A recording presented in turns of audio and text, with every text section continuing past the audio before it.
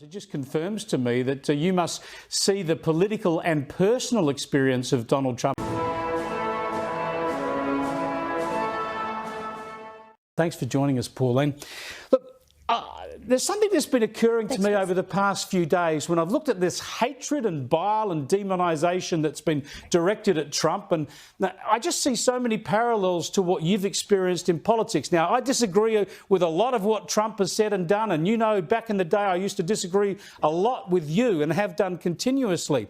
But I just think that the exaggerated demonisation that is now becoming the wind underneath Donald Trump's wings is exactly what you've experienced. Hasn't all that hatred actually put steel in the spine of your supporters and won you votes over the years? Well, it has, Chris. I was demonised a lot by the media. They took parts of what I said and they made it clickbait, and they actually put out their own perception of what they want to tell the public, which was not my whole story. We know, I think, overwhelmingly Australians want misinformation and disinformation to stop. He kind of looks like a hypocrite. People may not know this. I had actually death threats against me, and I had federal police protection for 24/7 for 18 months. And my daughter, they had to get her out of school, get her out of Ipswich, because there was a threat against her as well at one stage when she was only, 15 years of age. Welcome to Australia. Even my court trial, that was all political. Peter Beattie changed the legislation prior to my court case, which was a fine or a 6-month jail term. He made the sentence 7 years retrospective. That's what Labor did. And we will continue to do that. I've copped so much thrown at me, and the perception that people have, and it started when they said that I wouldn't represent the Aboriginal people.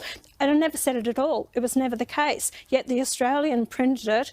It went through the court system, was found that's not to be the case when they listened to the full context of the tape recording, and yet it's never been retracted enough, a little piece in the back of the newspaper, but still, that what you did with the Australian, right? They still put out, an editor still put out that I said I wouldn't represent the Aboriginal people. This isn't about freedom of expression.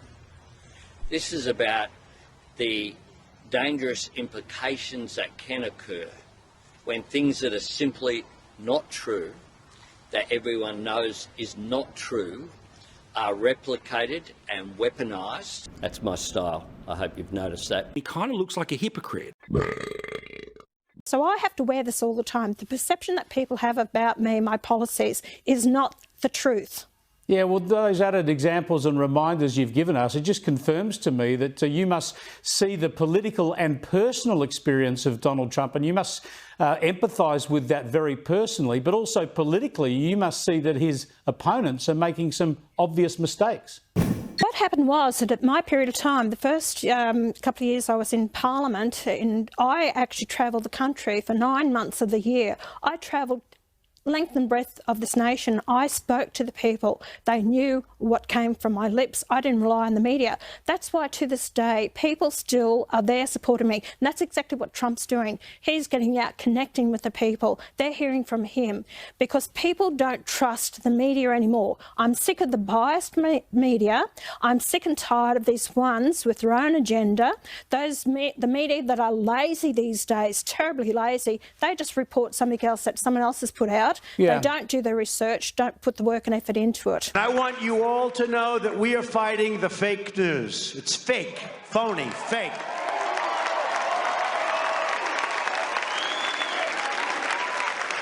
A few days ago, I called the fake news the enemy of the people, and they are. They are the enemy of the people.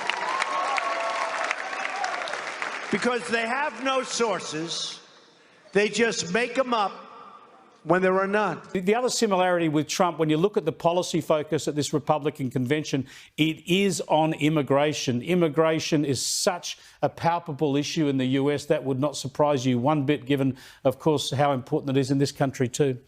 Most definitely. And immigration is the whole thing that affects people's standard of living, way of life. I've just been through Stanthorpe and spoke to some of the business people there. Do you know the homeless here is horrendous? Still a lot of people there.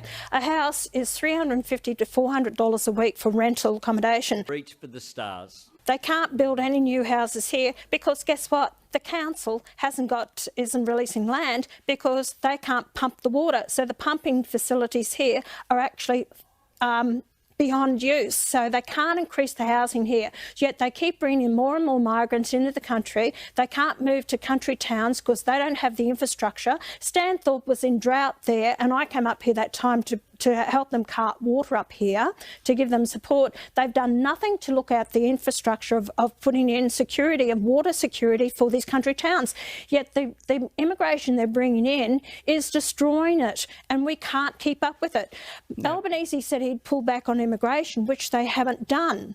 That's the problem. It needs to be pulled right back until we actually put in the infrastructure. They recognise the problem. They promise to pull it back. They accuse anyone of talking about it of being racist or xenophobic. Yet the politicians turn a blind eye to it. It is a shame what is happening to our country. The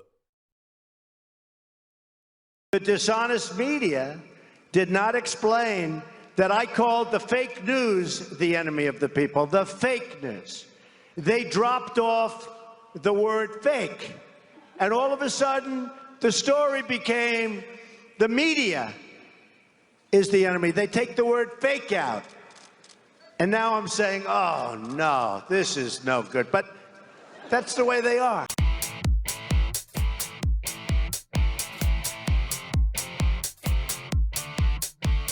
Fake, fake. They have to leave that word. I'm against the people that make up stories and make up sources. They shouldn't be allowed to use sources unless they use somebody's name. His name is Anthony Albanese.